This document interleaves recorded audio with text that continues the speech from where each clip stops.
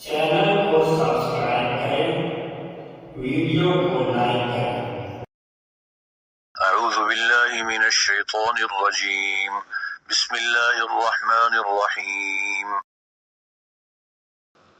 هو الذي أنزل من السماء ماء لكم منه شراب ومنه شجر فيه تسيمون ينبت لكم به الزرع والزيتون والنخيل والأعناب ومن كل الثمرات إن في ذلك لآية لقوم يتفكرون وسخر لكم الليل والنهار والشمس والقمر والنجوم مسخرات بأمره إن في ذلك لآيات لقوم يعقلون وما ذرأ لكم في الأرض مختلفا ألوانه إن في ذلك لآية لقوم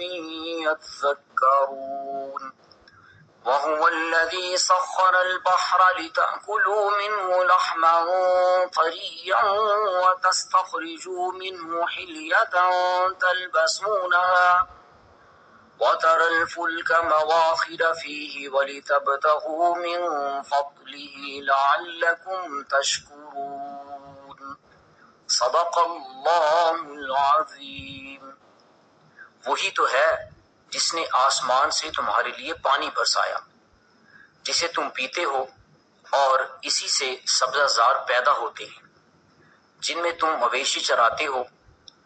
اسی پانی سے وہ تمہارے لیے کھیتی اور زیتون اور کھجور اور انگور اور بے شمار درخت اگاتا ہے اور ہر قسم کے پھل پیدا کرتا ہے۔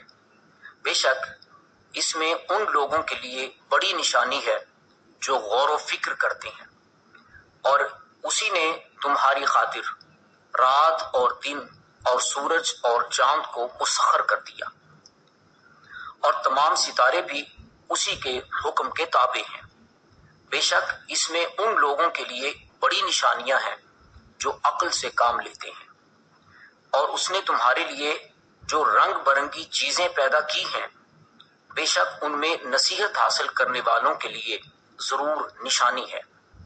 وہی تو ہے جس نے تمہارے لیے سمندر کو مسخر کیا تاکہ تم اس سے تازہ گوشت کھاؤ اور اس سے زینت کی چیزیں نکالو جنہیں تم پہنتے ہو، اور تم دیکھتے ہو کہ کشتیاں اس میں پانی چیرتی ہوئی چلی جاتی ہیں تاکہ تم اللہ کا فضل تلاش کرو اور تاکہ تم شکر ادا کرو۔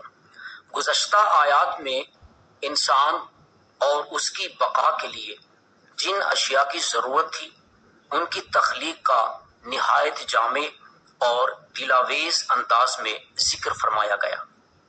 ان آیات بینات میں شان ربوبیت کا اظہار فرمایا جا رہا ہے کہ قادر مطلق نے ایک قطرہ آب سے انسان جیسی دلکش اور عظیم شان کی حامل مخلوق پیدا فرمائی ہے۔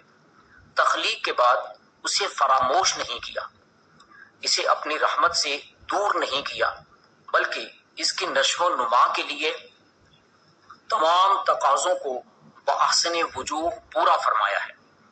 سب سے پہلے پانی کا ذکر فرمایا، کیونکہ انسانی، حیوانی اور نباتاتی زندگی کا مدار اسی پر ہے۔ انسان اسے پیتا ہے، اپنی چراگاہوں، کھیتوں اور باغات کو سیراب بھی کرتا ہے۔ اسی سے چراگاہوں میں سبزہ گھاس اور کھیتوں میں شاداب چارہ لہلہانے لگتا ہے جو جانوروں کی خوراک بنتا ہے۔ اگر پانی ہی نایاب ہو جائے تو زندگی کی ساری رنگینیاں خاک میں مل جائیں۔ بارش کا اس طرح آسمان سے نازل ہونا اور اس کے ذریعے سے ان تمام فوائد اور منافع کا حاصل ہونا یقیناً اللہ تعالیٰ کے وجود، اس کی قدرت کاملہ، اس کے لامتناہی علم، اس کی حکمت بالغہ اور اس کی رحمت بے پایاں کے واضح دلائل ہیں، اور یہ اس امر کا تقاضا کرتے ہیں کہ صرف اسی کی عبادت و بندگی کی جائے۔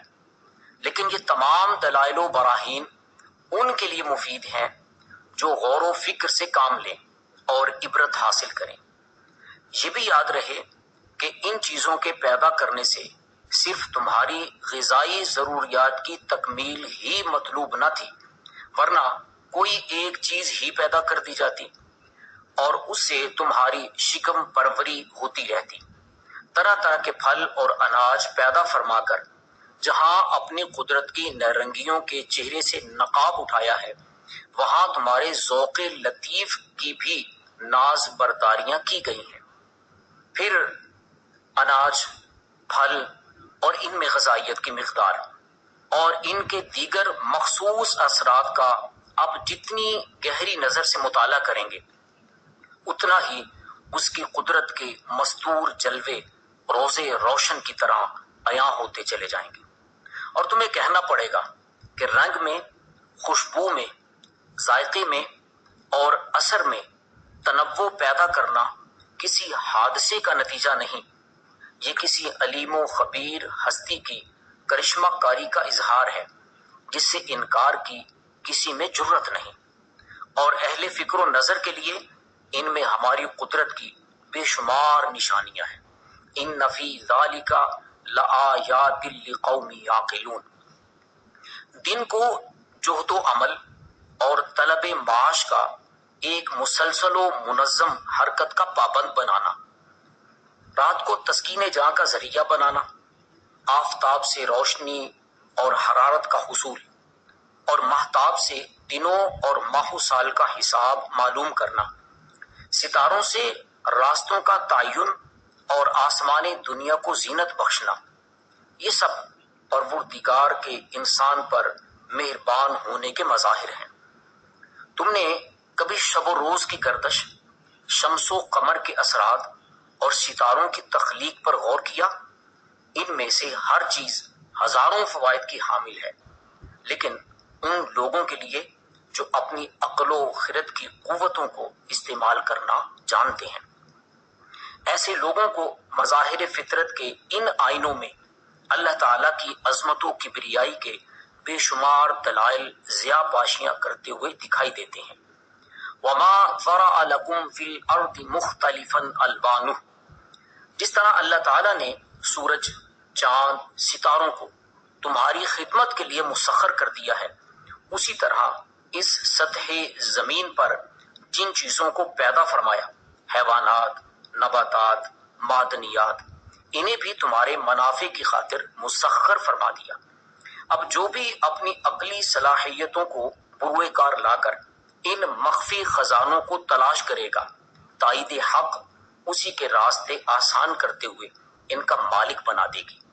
مستقل مزاجی، محنت اور جفا کشی سے قرآن مجید کی راہبری میں جن لوگوں نے بھی جستجو کی، انہوں نے دنیا کا نقشہ بدل کے رکھ دیا۔ وَهُوَ الَّذِي سَخَّرَ الْبَحْرَ لِتَأْكُلُوا مِنْهُ لَحْمًا طَرِيًّا۔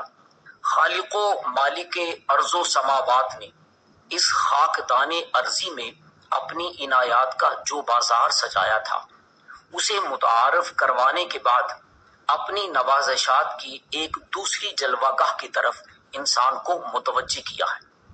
ذرا ان نیل گوں سمندروں کو دیکھو جو بے کنار ہیں، ان میں اٹھتی بلند لہروں کا اندازہ کرو، ان میں اٹھنے والے طوفان کس قدر تند و تیز ہیں، لیکن سب کو پابند حکم کر دیا، اور اس میں تمہاری خوراک کے لیے تازہ گوشت کا بھی اہتمام کر دیا۔